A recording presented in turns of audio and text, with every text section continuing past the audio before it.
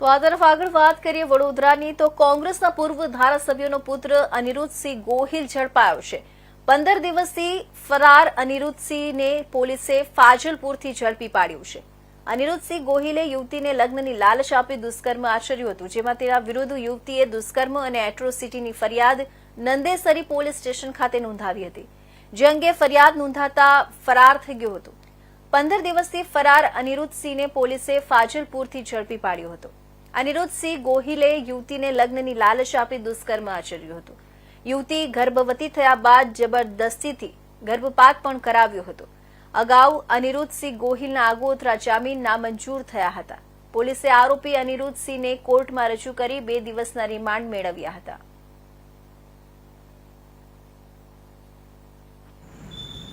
Nandesari police સ્ટેશનમાં નોંધાયેલ FIR number 234/25 rape with abortion with એટ્રોસિટીના કામે આરોપી અનિરુદ્ધસિંહ રાજેન્દ્રસિંહ ગોહિલ એ ગઈકાલે ખાનગી બાતમી રાહે ક્રાઇમની ટીમ, લોકલ પોલીસ સ્ટેશનની ટીમ અને SC/ST સેલની ટીમના હાથે પકડાઈ ગયેલ છે।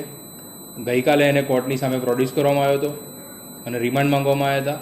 2 દિવસના રિમાન્ડ માનનીય જજ સાહેબ દ્વારા મંજૂર કરવામાં આવેલા છે અને આજ રોજ એનું આણંદ જઈને આપણે રિકન્સ્ટ્રક્શન કરેલું છે ગુનાનું, અને બાકી જે ગુનામાં જે વાહનો વપરાયેલા હતા એને વાહનો આપણે આજે કબજે કરેલા।